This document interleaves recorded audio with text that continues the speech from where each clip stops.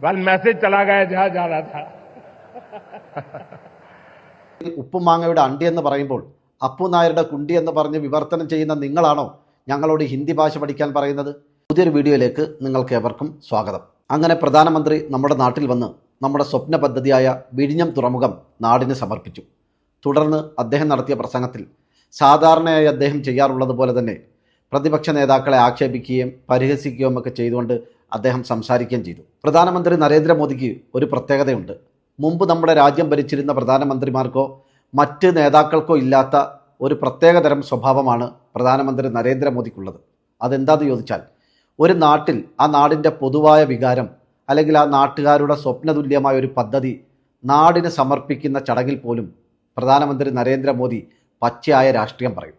എതിർ നേതാക്കളെ കുറ്റപ്പെടുത്തുകയും പരിഹസിക്കുകയും ആക്ഷേപിക്കുകയും ചെയ്യും.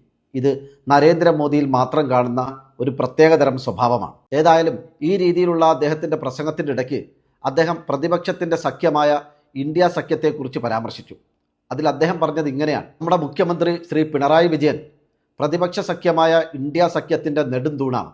അതോടൊപ്പം ഇതേ വേദിയിൽ എം പിയായ ശ്രീ ശശി തരൂരും ഇരിക്കുന്നുണ്ട്. ഈ കാഴ്ച ഇന്ന് പലരുടെയും ഉറക്കം കെടുത്തു. എന്നാൽ മോദിയുടെ ഈ പ്രസംഗം പരിഭാഷപ്പെടുത്തിയ BJP-ക്കാരൻ പറഞ്ഞത് നമ്മുടെ എയർലൈൻസുമായി ബന്ധപ്പെട്ട പ്രശ്നങ്ങൾ, അതുമായി ബന്ധപ്പെട്ട കാര്യങ്ങളിലും പ്രത്യേക ശ്രദ്ധ കൊണ്ടുവരണം. ഈ രീതിയിലാണ് അദ്ദേഹം സംസാരിച്ചത്. തൻ്റെ പ്രസംഗം പരിഭാഷകൻ തെറ്റിച്ചാണ് പറഞ്ഞത് എന്ന് മനസ്സിലാക്കിയ നരേന്ദ്രമോദി തൻ്റെ ദേഷ്യവും അമർഷവും ചിരിയിൽ ഒതുക്കി ഒരു മയത്തിൽ അടുത്ത ഘട്ടത്തിലേക്ക് കടന്നു. എന്നാൽ ഇത് വലിയ വിവാദമായി മാറിയിരിക്കുകയാണ്. നമുക്ക് പ്രധാനമന്ത്രിയുടെ ആ പ്രസംഗത്തിൻ്റെ ആ ഭാഗം ഒന്ന് കണ്ടു നോക്കാം. हमारे मुख्यमंत्री जी से भी मैं कहना चाहूंगा, आप तो इंडी अलायंस के बहुत बड़े मजबूत पिलर है. यहां शशि थरूर भी बैठे हैं और आज का ये इवेंट कई लोगों की नींद हराम कर देगा.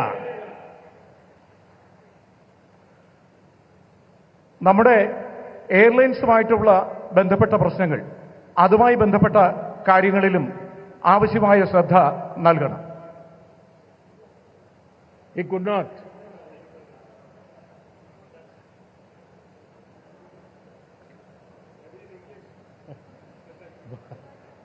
बस मैसेज चला गया जहां जा रहा था.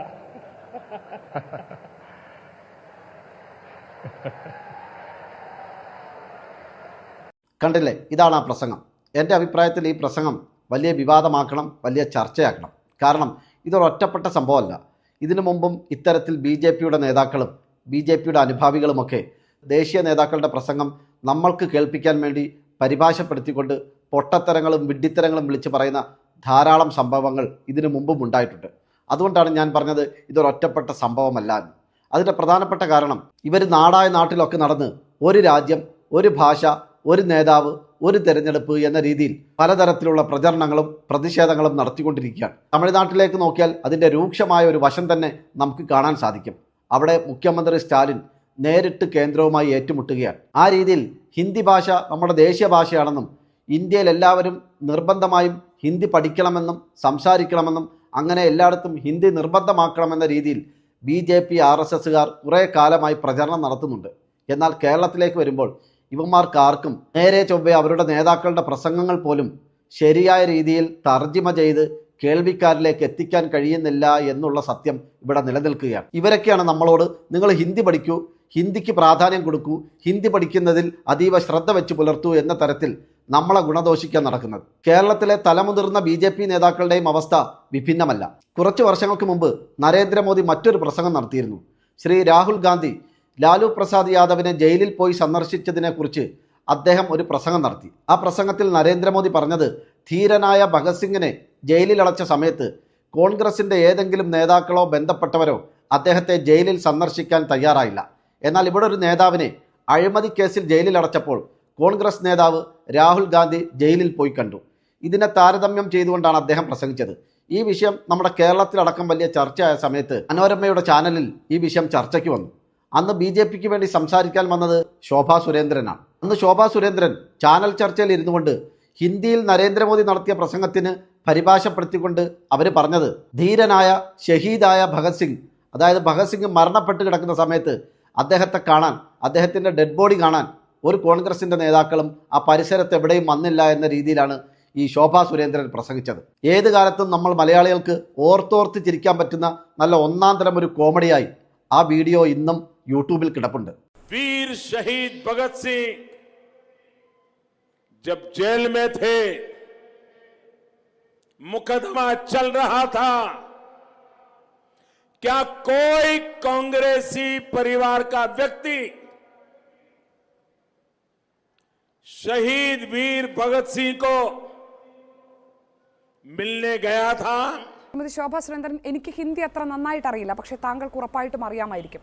താങ്കൾക്കത് വിവർത്തനം ചെയ്യാം. അപ്പോ ഷാനി മനസ്സിലാക്കേണ്ടത്, ഏതെങ്കിലും കോൺഗ്രസ് കുടുംബത്തിൽ നിന്നുള്ള നേതാവ് വീരചരമം, ഷഹീദ് എന്ന് പറഞ്ഞാൽ ജീവിച്ചിരിക്കുന്ന ഭഗത് സിംഗിനെ സന്ദർശിച്ച കഥയല്ല ഇന്ത്യൻ പ്രധാനമന്ത്രി പറഞ്ഞത്. രക്തസാക്ഷിയായ ഭഗത് സിംഗിനെ കൊലക്കയറിൽ നിന്ന് കൊലക്കയറേറ്റു വാങ്ങിക്കൊണ്ട് മരണമടഞ്ഞ് താഴെ വീണ ആ ഭഗത് സിംഗിനെ ദയവായി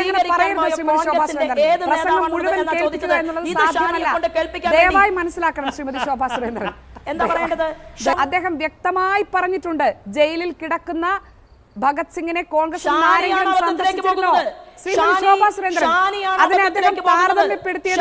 ലാലു പ്രസാദ് യാദവിനെ, അഴിമതി കേസിൽ ശിക്ഷിക്കപ്പെട്ട ലാലു പ്രസാദ് യാദവിനെ രാഹുൽ ഗാന്ധി സന്ദർശിച്ചതുമായി താരതമ്യം ചെയ്തുകൊണ്ടാണ് പ്രധാനമന്ത്രി നരേന്ദ്രമോദി അങ്ങനെ പറഞ്ഞത്. ദയവായി ശ്രീമതി ശോഭാ സുരേന്ദ്രൻ, താങ്കൾ ആ പ്രസംഗം കേട്ടിട്ടില്ലെങ്കിൽ അതിനെ അപകടകരമായി വ്യാഖ്യാനിക്കരുത് ദയവായി.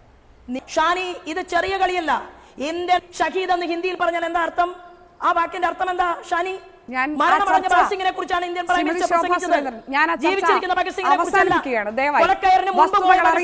പ്രബുദ്ധരായ കേരളത്തിലെ മലയാളികൾക്ക് മുന്നിൽ ഈ തരത്തിൽ നമുക്ക് ഈ ചർച്ച മുന്നോട്ട് കൊണ്ടുപോകാൻ കഴിയില്ല.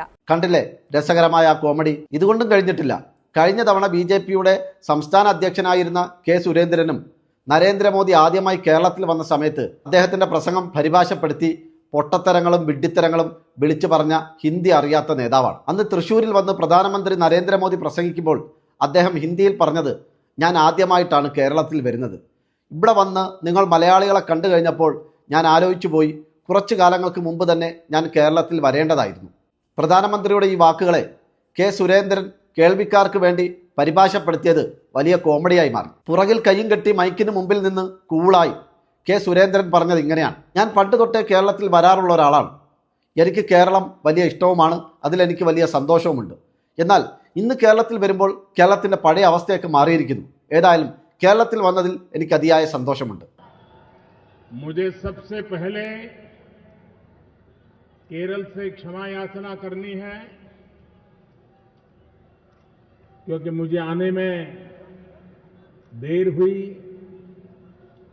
मुझे बहुत पहले केरल आना चाहिए था,